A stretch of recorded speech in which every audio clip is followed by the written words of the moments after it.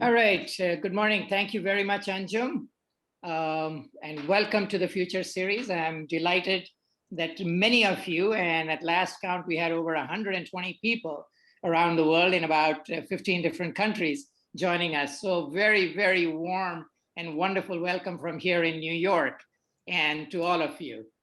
My name is Duleep Deosthale. I'm the host of the Future Series. And I am also working with the Thinkubator as the senior consultant, which is a New York City-based organization. And I'm also the CEO of higheredlab.com, which is an online teaching and learning platform. I will go over some of the housekeeping things, which Anjum may have mentioned, just so that everybody is clear in terms of what needs to be done. Throughout the session, you will be muted, but please leave your cameras on so that we can see you, especially when we take screenshots. We want you there, and this session is being live streamed on Facebook also. So please send in your questions via chat, and our team of folks will be gathering those questions and asking them of our speaker. That is very important because the Future Series is basically a very interactive platform, and we want your questions in, especially since we have so many participants from different parts of the world. We want your questions in, and we want to give it to our speaker who will be able to answer those questions. The Future Series is sponsored by two Austin, Texas-based organizations. The Alhambra U.S. Chamber of Commerce, also known as the Chamber, was established in 2009 and is committed to building a better future through education and training. And its tagline, linking nations, expanding knowledge, building commerce. It could very well be the tagline of its CEO, Anjum Malik, but nevertheless, it is the organization and it is doing wonderful work around the world in the space of education. Our other sponsor is Capital Factory, which defines its mission as being the center of gravity for entrepreneurs in Texas. They have created an environment for the best of entrepreneurs from Texas, a place where they can meet investors, clients, and stay informed with the latest in the EdTech world. So I'd like to thank our two sponsors who have been very, very kind since the start of this series. This is the third of our speakers who has joined us, and we are delighted that you're all here. So what is the Future Series? So let me tell you a little bit about why we are doing this. This is a discussion space for all things EdTech. And by EdTech, of course, we refer to all those technology tools and media-related elements that are being used today to share knowledge. This includes platforms, CMS, digital learning spaces that are helping bring about change in how learning happens, but also how it is improving learning for all age groups and levels, including K through 12, universities, training or skill enhancement. Of course, the EdTech space is much larger than this, but we would like to get that in other sessions down the road as we move ahead. But one thing has become obvious in these past 12 months. EdTech has touched all facets of education and life, and we are looking at revolutionary changes for the next generation of educators and learners. Before I introduce our guest, I would like to create a little bit of the context. It is difficult not to talk about COVID-19, and I say this only because it has opened the door to tremendous growth in the EdTech space. On the one hand, COVID has brought the whole world to a standstill and decimated and destroyed lives and careers and businesses. Yet, on the other hand, it has also given rise to tremendous creativity and enhanced the EdTech space in a way no one had ever imagined. Face-to-face classroom education and training across the world collapsed overnight. And in a matter of days, the virtual classroom became synonymous in terms of what is happening in education and why it is needed. We have seen how EdTech companies and investors are funding various projects while universities and schools are struggling with record layoffs and rethinking how to shape learning in a post-COVID world. Educational institutions nevertheless responded with lightning speed, unknown in academic environments, but nevertheless that has to be stressed, and implemented learning and platforms and approaches to address their own immediate needs, but also supporting initiatives outside of their areas. University professors and high school teachers who were skeptical till only about a year ago about how and why technology should be used in and outside the classroom have become learners and adopters, and also adapted for the sake of their own survival, but also for how they could help shape future learning and knowledge sharing. Yes, in just 15 months, we have taken a huge step into total EdTech immersion. On that note, I would like to introduce our speaker, Mr. Satya Narayanan, CEO of CL Educate, and based in Gurgaon, India. Just to put it in context, Gurgaon is right next to New Delhi, the capital of India. Satya Narayanan is an entrepreneur, a teacher, a founder, and chairman of CL Educate, one of the few listed EdTech companies with presence in Asia, North America, and Africa. He founded Career Launcher in 1996, when EdTech was nowhere on the horizon.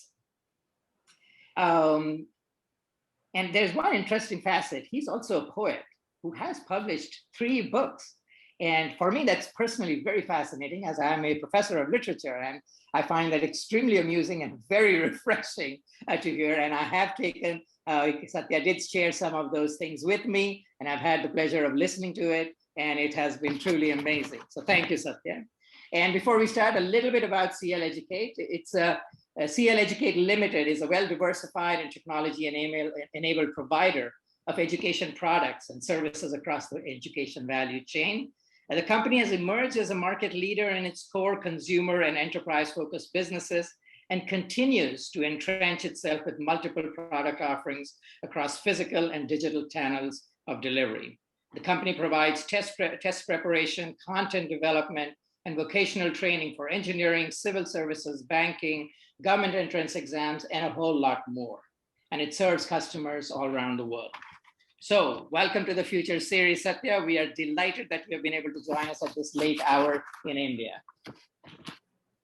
Thank you very much, Duleep, and thanks for that long introduction.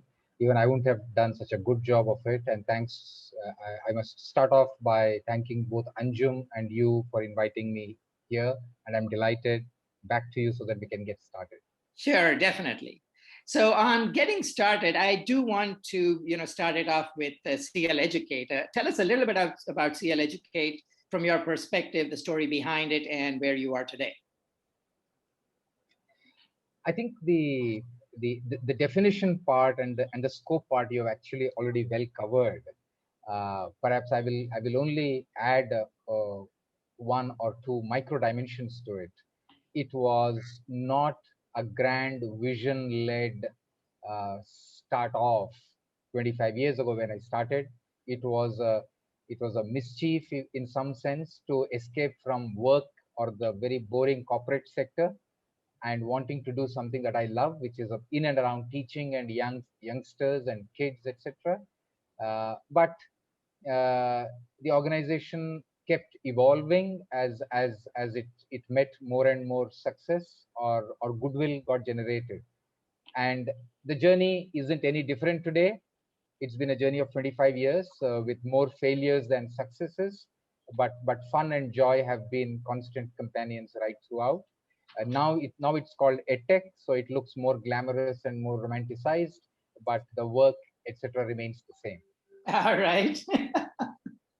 Yes, usually we have seen all entrepreneurs who have started their respective enterprises do it out of various reasons, but getting out of the corporate environment, the frustration, the so-called rote approach to just work, and have created amazing things. So thank you for that, and I'm glad that there is space which allows this to happen.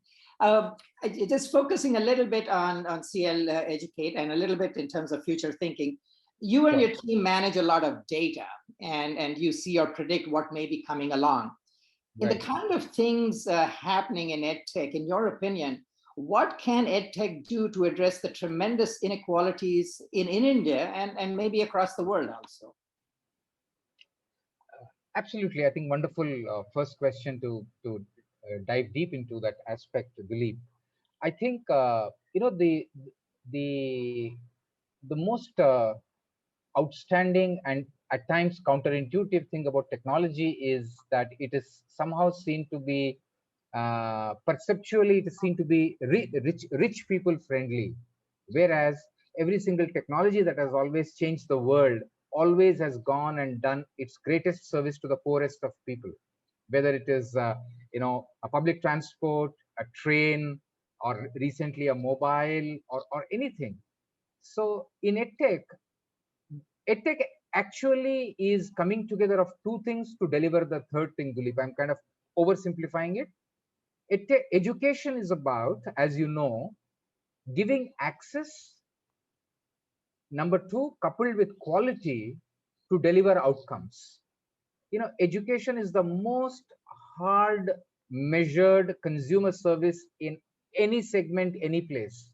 You know, if any other consumer product kind of malfunctions, you don't lose a year of a child, you don't lose the future of the child, it doesn't get spoiled. Even if the most expensive Apple phone, you know, it's still some little bit of money. So from that point of view, what EdTech is beginning to do is to take this great coming together of education and technology to solve problems at the bottom of the pyramid at 100th or the 1000th the cost. I'll give you one or two examples to uh, help you understand this, or to help all our friends to know. When COVID hit Delhi, the Delhi government, where I've been active as a policy advisor, by using the CL Educate's technology backbone, we took the 1200 schools which had in grade 12 about 1.8 lakh students, 180,000 students. They went, along with 500 teachers, they went online right after the weekend, and then their classes continued absolutely without interruption. And this couldn't have happened without charging a rupee, without worrying, without anybody moving out of their homes, even if you had a ton of money, without technology. That's the beauty of it. So, and I think the way parents have responded to it, like you rightly said in the introductory part of the conversation, that teachers, professors, children, and parents, they had no choice but to do that pivot and got going. And the one blessing in disguise uh, that COVID has been is that because it has also extended for 15 months, some of the consumer behavior patterns looks like it has changed for good, and there is a new normal, which is where everybody is operating right now. I'll pause there, hand it back to you, and if there are some parts that even I'm thinking I need to cover, I will keep it for some other question later on so that I'm not too long in my answers.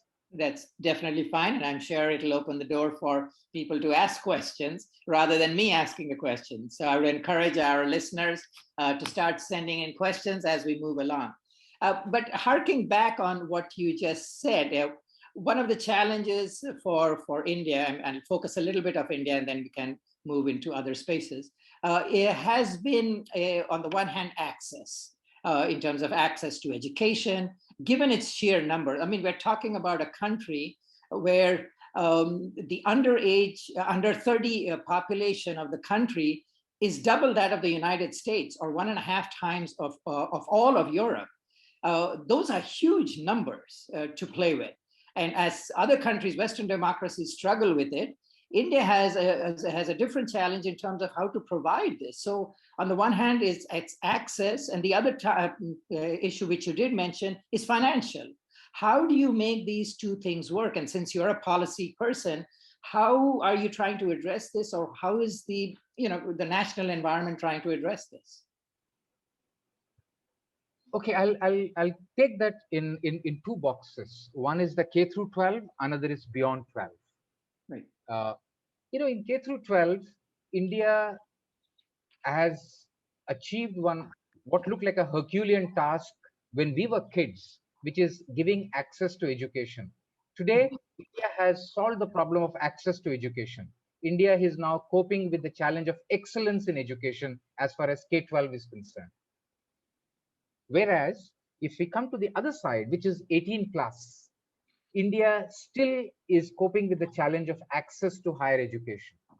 And if you take a couple of numbers, the gross enrollment ratio of India at this point in time is about 26-27%, which means if 100 kids come to the age of 18, only about 26 of them go to college. Yeah. But if out of those 18 people, if 100 of them have come into class 12, about 50 of them are going into college. So One of the challenges that India has taken upon itself is how do we take the gross enrollment ratio from 26% to 50% or 55% in the next 10 years? That's a big challenge. The good thing is that a lot of steps that India for its size has taken over the last 10 or 15 years, they give us more than just a ray of hope. I think there is a lot of confidence that is there. I'll just give you a couple of examples, Duleep.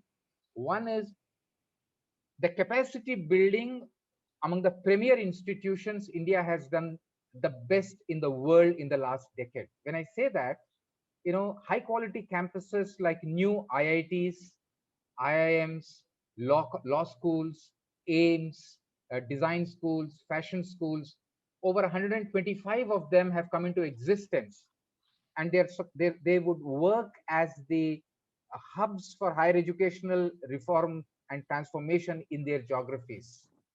So capacity building is happening. Many of these top IITs or engineering colleges or universities are now turning into mega campuses. The place where India is still very weak when you compare it with Western European countries or the US is the equivalent of the vocational training program, the community college system, or what in Germany is called as the shop, where the 14, 15, 16-year-olds, if they drop out of the mainstream education, can they get onto a associate degree program or a community college and then do some 2-year thing, get on with work. You can come back after 6 years to continue your continuing education. India still hasn't cracked that puzzle or that scaffolding for continuing education, and I'm slightly disappointed about that one aspect of higher education. Rest of it, I think, for our size, uh, and this is not um, this is no endorsement of any government, whether it's been a Congress government or the BJP government. One good consistent thing about India is that there is always this consistency of education focus, which I would like to be more, but it has not been a neglected area in policy making or even budgets in the last 20 years. Okay, very good. Uh, Staying with the whole numbers issue, let's take it from India and move it to a slightly bigger stage. And Sure. I'm relying on Holon IQ's data, and it shows that there will be an additional 2 billion, and I say billion with a B, not a million, learners at the school, college, university, and alternative post-secondary levels. Right. How will current models of education deliver this kind of scale? And you will mention the fact about quality on the one hand also, and speed. Is this the massification of education we've all been waiting for the longest time? And what is the role of CL Educate in all of this? One very interesting thing, Duleep, that triggers in my head as I hear that question is that the current education system in some sense was designed to solve the needs of the industrial world between 1900 or 1850 till 2000. We live in an information age. So my intuitive response to that question is that some disruption of the model will happen, because technology and costs are the two things that are going to drive that innovation. And we have some examples of that. For example, Khan Academy is a good example of that, what Khan Academy has tried to achieve by Sal Khan. Similarly, there's a beautiful experiment, one that has happened in Bangladesh. There's a nice small experiment that's happened in Kenya. There are many such experiments in India. So flexi schools are reasonably common in small population countries like New Zealand for a very different reason. But when this large number of students are going to come in, youngsters are going to come in, demographically speaking, over the next 30-40 years, I would expect disruption. But do I see anything already underway? My answer is a no. And one of the things that I would like to see is to be able to do where this industrial house mass treat all the 70 kids as one or a 20 kids as one. That goes away, and massification perhaps should yield to personalization, on demand, when I want, where I want. I think that's the beauty that we can do if technology progresses the way it is progressing over the next 3 to 5 years. Yes, definitely. And you mentioned about existing educational institutions and everything. It's also a question of relevance, in terms of the subject matter. Yeah. It has to be in step with what is being necessitated in terms of down the road. So there has to be Yeah. some convergence in those elements as to Absolutely. what is being taught, what is being developed, what is it that the learner should acquire, and the preparedness of, well, we focus a lot on the learners, but we have to also kind of develop the skills of those who are going to be teaching, and that many times escapes, because, and that's why many times, you have academics and teachers struggling to keep Yeah. up with what the students know or are comfortable with. And I think technology is a very good example where you have students very adept at using it and the teacher struggling to use it to communicate his or her idea. Yeah. And that is obviously always a challenge. Yeah. Yeah. We do have a question coming in from KG Ocean. What's going to happen to the quality of education if it becomes an on-demand? Interesting. I think that's a brilliant question. I think one of the things that when we use the word, I would actually also uh, look at when KG has used that word quality. I would actually want to even use various dimensions of quality, including the high touch. Education is not all about transfer of knowledge. There is an element of inspiration. There is an element of mentoring, personality development, the socio emotional needs of a child. All of these also go on to add quality to education, not just the quality of knowledge. And when I say on demand, again, that's from that point of view, it's a very good question, in the sense that as a child, as a learner, I may not know what is it that I should learn. That is always better guided by a senior faculty in terms of advice. But having given that advice, even if the curriculum comes to me, the session schedule comes to me, my term, I know how to do it. But whether I do it at 6 a.m. in the morning or 9 p.m. in the evening, within that framework, those kinds of on demands are the first thing that will get cracked. However, when the learner gets to a more mature states of being a 19-year-old or a 24-year-old, then he could be a little bit more autonomous on demanding what I want and what I don't want. So I hope I respond to a couple of facets that KG might have had in mind. We can take a supplementary question, or keep moving the lead. Okay. There is another question from Cameron. How much of this transformation is research informed? Brilliant question. I think I would say it is half driven by deep research, uh, and the rest of it is more driven by expediency, affordability. If it's available, let me use it, kind of factors. And I hope that lot more lot more research or lot more co-working happens between the various stakeholders. And I would take one another point that you mentioned, Duleep, to drive home this point. What is it that the industry wants? Industry at times is extremely disappointed with what the universities and schools are delivering to the students, because the world out there is changing quarter on quarter, and your curriculum doesn't change for 5 to 10 years. How can you keep pace with it? Hmm.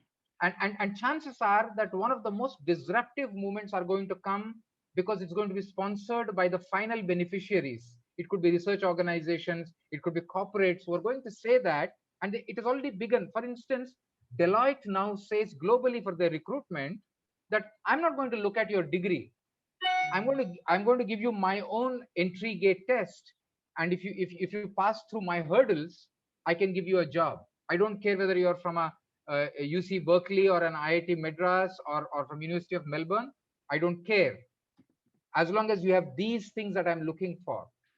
So those kinds of uh, demand dictated things are going to force institutions to innovate faster, and on the other side, research and innovation as a very important part of higher education is something that still needs to be addressed in most parts of the world. You might find it in pockets in the United States, in Israel, in some countries in Europe, but even in India, the research outcome, the innovation outcome, we have just about begun to see in the last 5 years coming out of universities. Okay.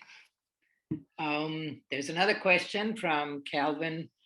How might we design for more effective professional development resources for instructors who teach most of the year? I think again a great question, a very very big challenge, very big challenge, and unfortunately, this particular challenge also doesn't find herself on the priority list of most people. The professional development of teachers, it is almost left to the personal initiative and hunger of the teacher. There are neither carrots nor sticks, nor policy, nor incentives. Uh, so I think, and I'm making this statement by scanning my head and looking at multiple countries across the world, not just India. And at times I am very pleasantly surprised by the hunger and innovation that I see in India compared to many developed countries where it looks like, we've done great for the last 100 years. So what are you unhappy about? And I come back thinking this might not have been the attitude in some parts of the world 150 years ago, because of which they've reached there.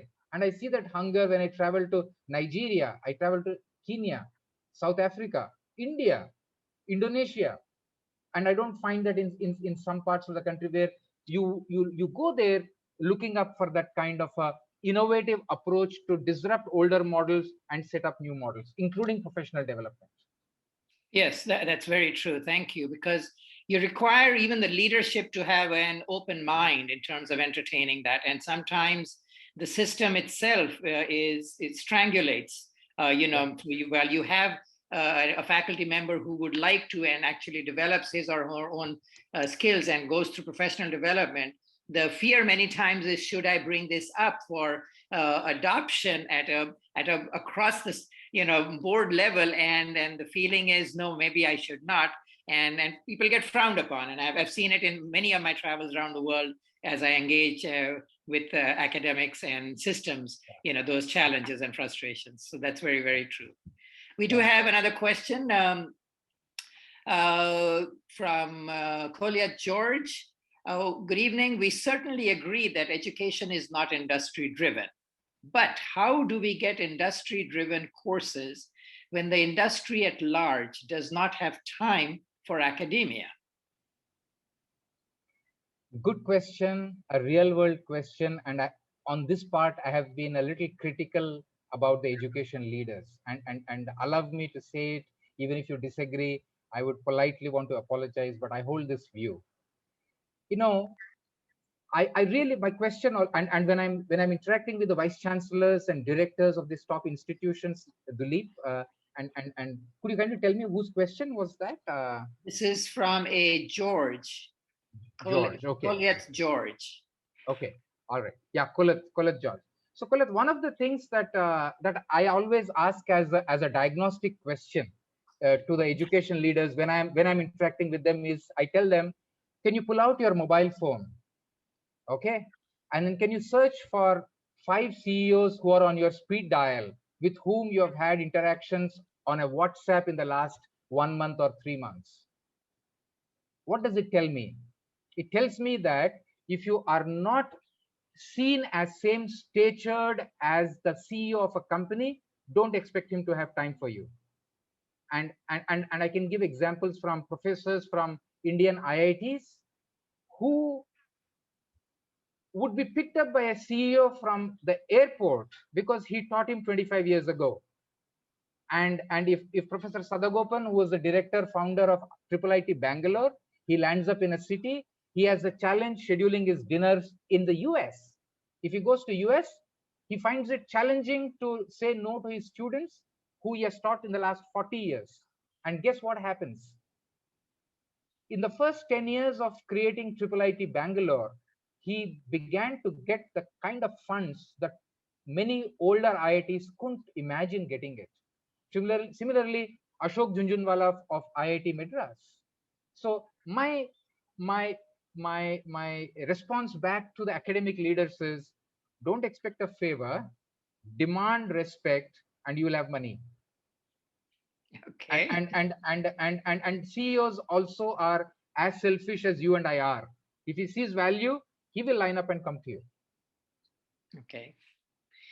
All right. There's another question. How much thought goes into higher education leadership? Most institutions in many parts of the world are top down in their approach. Good question. I think I would even broaden that question, saying that it's just not higher education, even in school education. And there is one very interesting, I don't know, should I call it a joke or an observation, which I heard long ago. It says, which I shouldn't call it a joke. It's a fact. It says that, many a time we lose a great professor to acquire a very poor administrator. Somebody is teaching so well that he gets promoted and promoted and promoted, and you tell him that, no, you're so good that you stop teaching, you go and manage the institution, without knowing that that's a different job. He was a great teacher. Allow him to teach, allow him to do research. And one of the things that I have been evangelizing even in India, just to draw a parallel, is, look at the Indian Administrative Service, Indian Revenue Service, Indian Postal Service, Indian Telecom Service, Indian Railway Service. Why don't we have an Indian Education Service? Get the brightest kids, have a high, tall benchmark of getting bright youngsters in their early 20s, and they go on in Indian administrative, they go on and manage a complete district, which is 1/600th of India, which means it does a billion, $2 billion of revenue as a district, and manages police, education, hospitality, everything. So one thing that I always recommend is, we must pay more attention to education leadership as a separate vertical, and that those people can move on and become education policy makers who specialize in education. And I have not come across many examples of that even across the world. It's a globally observed observation of mine too, and much to my disappointment. Okay. I want to change a little bit. We have been focusing a lot on the education side of things. Let's take it a step further. What happens after? A student gets his or her university degree and is out there looking for a job. Given the fact that your CL Educate's background is from the career aspect of things, where do you see this heading tomorrow in terms of the changing landscape of the kind of jobs available, what kind of preparation, and how is this going to shift? And, are there going to be certain casualties in the process? One imperative, Duleep, again, I must quickly acknowledge, I think, great question, because it is hitting at a fundamental shift that's happening in our lives, led primarily by technology and the way the world is evolving. Let me elaborate that. As a CEO, I run a listed company, and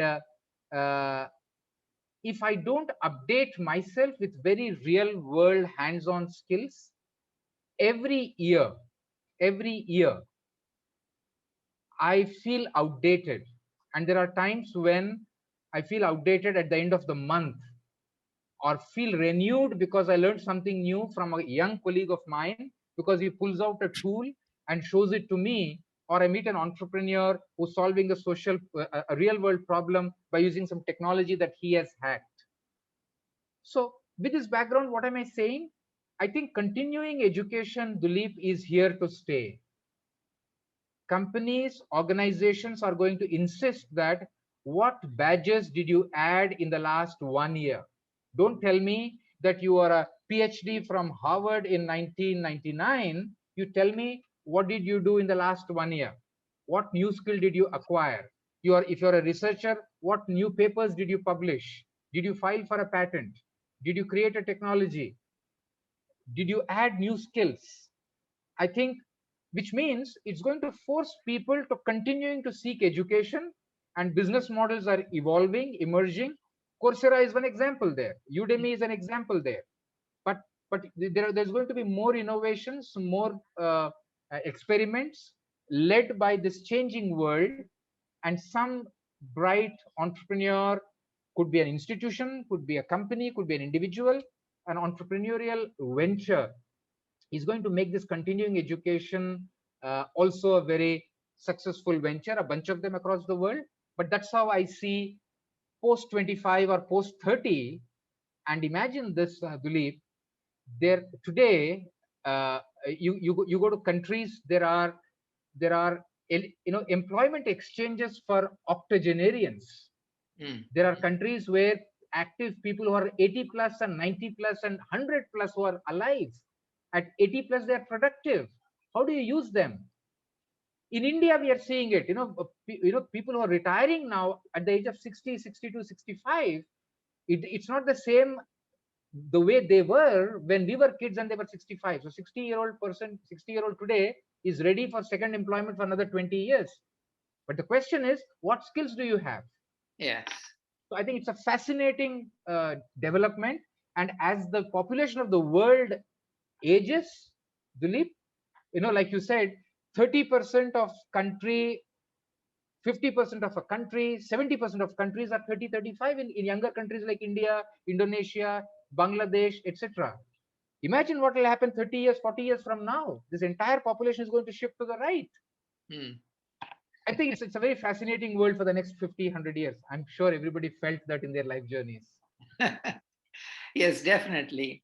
But staying on this question, this is a personal concern which comes up many times as we see this shift in careers, and we find universities as they rethink their curriculum and what needs to be offered. Something has to go, something stays. And since you're a poet, so I'm asking this question, what happens to areas like the humanities, the social sciences, when everything is so career focused, and if technology is the big driver? What happens to the other careers or other opportunities or the other study areas? It will become even more central, Duleep, than ever before. Because you see, and if you ask me, you see, there are multiple intelligences, as we know, and there are a lot of cognitive intelligences, but there's a spiritual intelligence, there is an emotional intelligence, there is social intelligence. All of these are extremely important. However, like I answered the question about the why is the CEO not meeting the academic head, here again my question would be to the people. I'm answering this question like a poet. If I don't have the stature to speak with the CEO of a tech company and able to persuade him why poetry is so important for social consciousness, and how social consciousness is very critical to building sustainable businesses. Tata, with the moment you put a name Tata to a brand, it assumes a very different proportion. How did that happen? Not spending marketing dollars, but having the social intelligence that Jamshed Tata had. So my hunch, my hope, as well as my belief partially, is that tall statured people who are multidimensional are going to codify a lot of these using technology. And I'll finish that question by answering by giving example of my own brother. My brother is a psychiatrist. He lives in the US. He lives in Seattle. He did his master's in divinity from Harvard. After 15 years of medical practice, currently he teaches at Berkeley and Washington University. And the work that he is doing, you know what it is? Is using a gadget like this. and building spirituality in medicine by connecting it to the nodes in a human body. And he merges Quran, Gita, Bible, things from there. And he is working on a project co-funded by Harvard, Berkeley, and Stanford to change the first year curriculum of MBBS in the US in 30 universities. Wow. It's mind-blowing. To me, it's mind-blowing. But this cannot be done by somebody who's complaining about it. This has to be done by somebody who believes in it and who commits his life saying that I am fascinated by it, financial rewards apart. I'm looking at this kind of a work, and then financial rewards come on their own.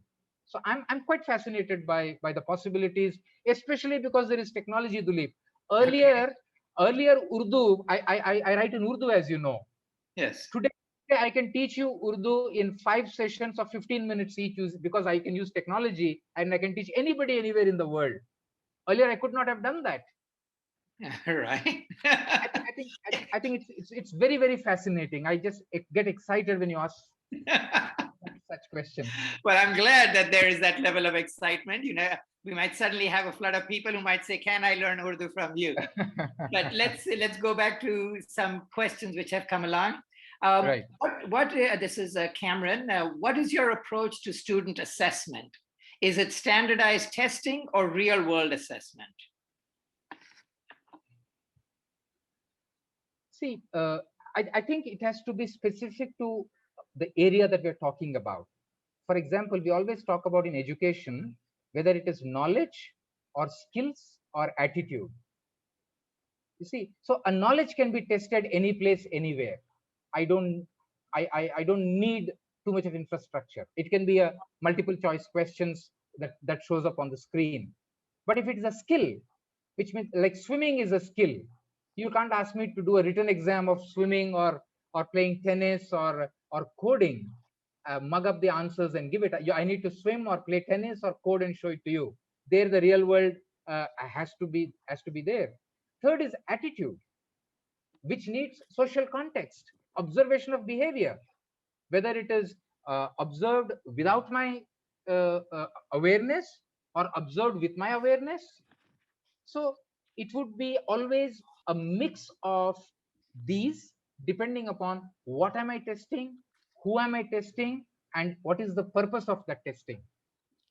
I'm oversimplifying, so that because the answer can get very technical, I'm staying very, very what should I say, generalist in that answer. All right, appreciate that. Let me shift gears a little bit in terms of the entrepreneurial environment, because there is so much interest in that space now. When I travel around the world, and I have done recently also, the young folks, there are so many who, rather than going and finding a job, are willing to commit themselves to starting something up. So the startup ecosystem has truly developed a lot. So thinking of from that angle, again, I'm going to use a little bit of Holon IQ's data. Innovation needs capital. There's no doubt about that. And EdTech has always been challenged in securing investor support.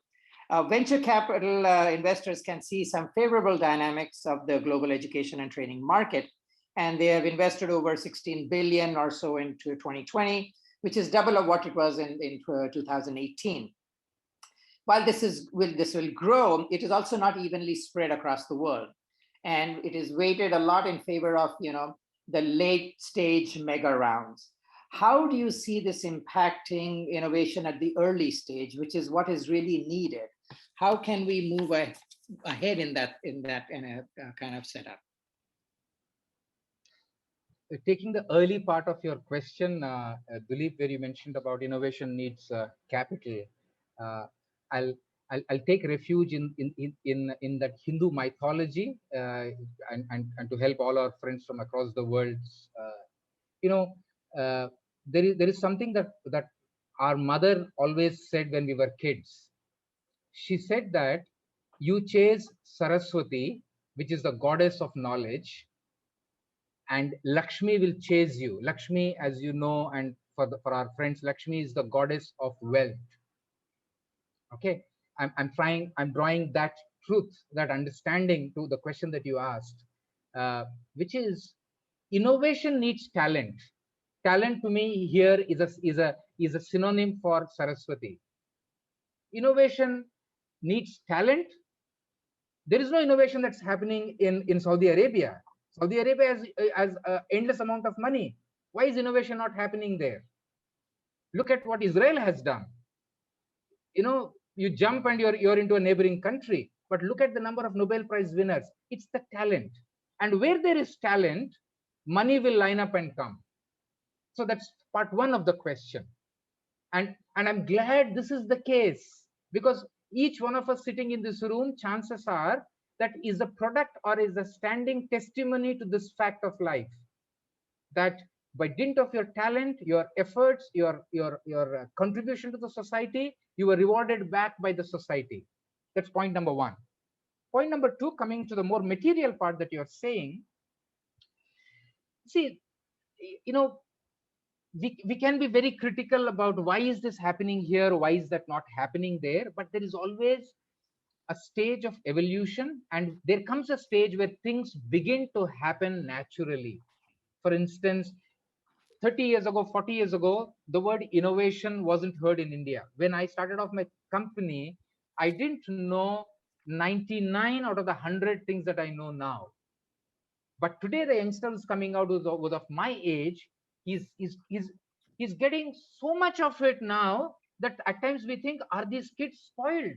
Because I traveled, I'm a part of this startup boot camp in South Africa, and I travel there once a year, and I interact with these bright, brilliant entrepreneurs coming from different parts of Africa.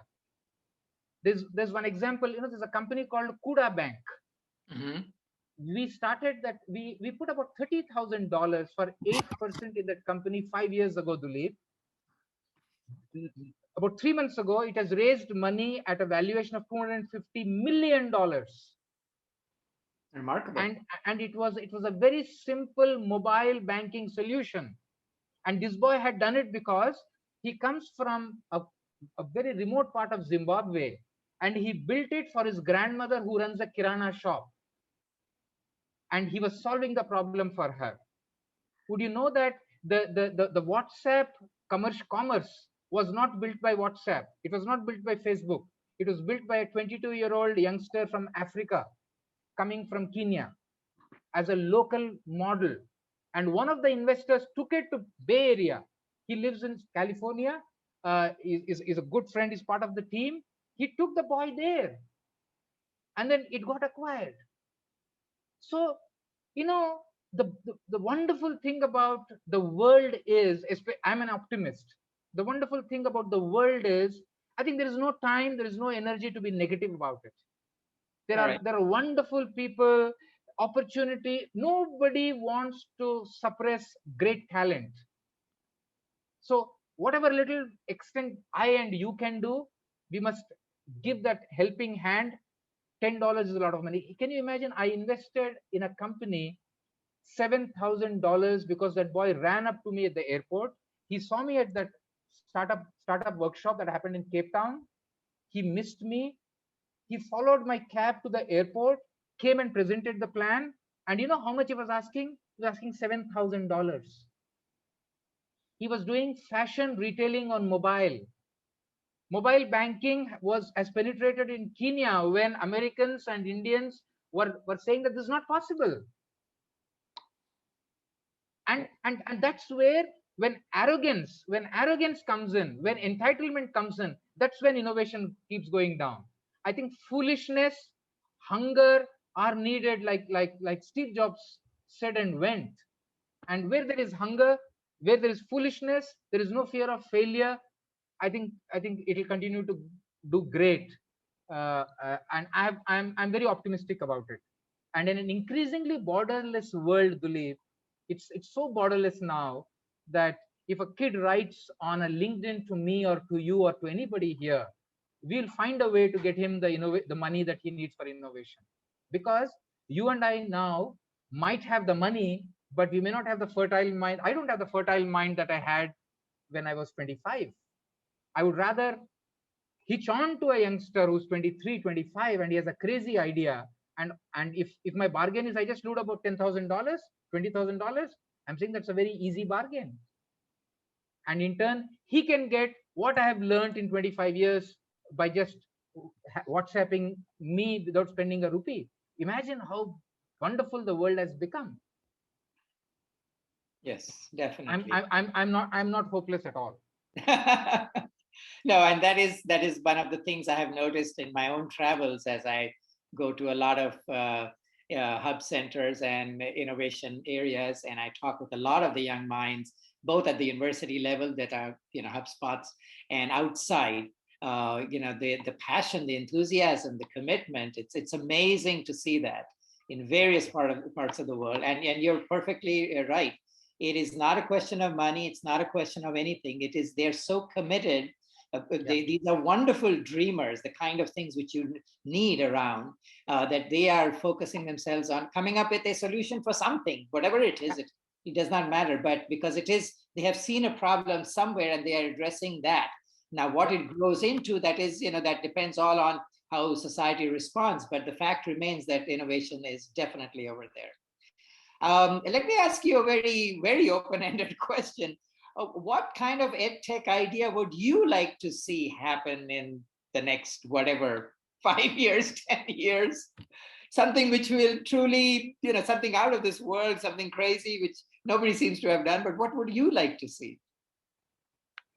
I think the answer was in your question itself, Duleep. I would like to see something that I have not seen before. Okay. I would like to see something which I can't imagine or I have not imagined. I think I would like to see something which is mind blowing, if you ask me what benefit I would like to see, I would like to see the transformation of potential into performance for the good and great of the society. And I don't define it only by the GDP or the economic value. We have become extremely slavish to only one variable called wealth creation. It's an important indicator, but not the only indicator. But I would like to see the poorest of talented people anywhere in the world. They are able to get onto a platform and completely go through the journey of education, researching if they want, innovation if they want, entrepreneurship if they want, and then contributing productively to the society by taking away one variable called I don't have money or I have money. That should not be the differentiation between any two people. People must be differentiated can be distinguished by anything, but not the legacy money. Okay. But real world is not fair. The good thing also is that the richest people on the planet today were not children of the richest people in the world when they were born, and that's a great thing about the world. You go and fetch for yourself. Okay. Very good. I know we are coming up to the end of our hour, but I can't let you go without, bringing up the one aspect of you which I find truly fascinating. You're being a poet. So I know you've written 3 books, and to share with the general public, he has written 3 books, a collection of poems, and I'll just read out the names. Shayad Yahi Se Ho, and a loose translation. I don't know if there is an English translation which you may have, but this is what I came up with. It might be from here. And the second one is Dhoond Le Fir Se, search for it again. And finally, Yado Ki Dukaan, which I love the title. And I had big difficulty trying to translate it because it was just not catching the essence of it. A store of memories, and I thought that was too weak. But I'm going to leave it at that. Could you please share some verses, and it may be a loose translation for our audience since it is a global audience, and I think on that wonderful note. Go ahead. Yeah, I know the handicap is that this is written in Urdu or Hindi. So those who are familiar with the Indian language, I don't know, maybe we should just poll and ask how many of them know either Urdu or Hindi. I do not have polling here, but anyway. On the chat, if they could just say, yeah, okay. So there are some Hindi. Okay. So Thank you so much, Duleep. I consider it my privilege to be able to share it. I there is one titled Rachnakar. Rachnakar uh, uh, loosely would mean the architect or the creator, one who does the Rachna, Right. one who creates it. So this is dedicated to the youth. And since the context was education, I wrote it at some time back, dedicated to the learner, the youth, the youngster. And I, as a teacher or an elder talking to, let's say, a 20-year-old, that's what this is about. I will read it once and I'll try to explain it a little bit in English to the extent that I can. Rachnakar. सपने तेरे कभी रुकते नहीं, इरादे भी कभी झुकते नहीं, कठिन हो जाए रास्ते अगर, मंजिल अपनी जा से हटते नहीं। सपने तेरे कभी रुकते नहीं, इरादे भी कभी झुकते नहीं, कठिन हो भी जाए रास्ते अगर, मंजिल अपनी जा से हटते नहीं। This is the first Beautiful. paragraph. First paragraph for the benefit of our friends. Should I take a minute to explain this before I go to the next Yes, one? please, please. Yeah, yeah. This very simply is saying, addressing, the older teacher is addressing a young learner, saying that sapne tere kabhi rukte nahi. Your dreams. I know that your dreams are never going to stop. Your intentions are never going to uh, what should I say, surrender to any challenges, regardless of how challenging your path could become. I know that you are not going to compromise on your goals. That's this paragraph. The next one, तेरे सपनों में. This paragraph is committed to the three people who play a big role in the success, and they are very celebrated in our society in India. And I would want to assume it is more or less the same in every part of the world, which is mother, father, and the teacher. This one is dedicated to them. It says, तेरे सपनों में इनका भी हाथ है, तेरे इरादों में उनका भी साथ है, जदोजहद में अकेला, जदोजहद में तू अकेला नहीं, तेरी जीत में उनका भी हाथ है. What he says is, they have a role to play in your dreams. They have a role to play in your goals and your missions. Your challenges are never only yours. And when you win, know that they had a role to play for you in your success. Beautiful. The next paragraph, the next stanza. अगला मोड़ कुछ धुंधला सा होगा, अगला मोड़ कुछ धुंधला सा होगा, डगर कठिन फिसलती जमी होगी, हाथ पकड़े ये जानकर तू चला चल, गर्दिश की बात बस 2 दिन की होगी. Wow, wow. Here what is now cautioning the youngster that life is not going to be easy. He's saying agla mode kuch dhundla sa hoga. There is going to be some mist and poor visibility at the next corner. The path is going to be tough and the earth is going to be slippery, the ground is going to be slippery, but you hold my hand and you keep walking, and this challenge is going to last for not more than 2 days. All right. Thank you very much. On that note, I'd like to thank you, Satya, for this very, very interesting and exciting hour. As I told you, there are requests now from people who want to sign up for your Urdu lessons. So I was not kidding when I said that. I do want to stress the fact that if you have enjoyed the Future series, please save this link for the future. You can use the same link for our many future talks. We do one a month. And if you are signed up, you will be getting an email notification in terms of future talks.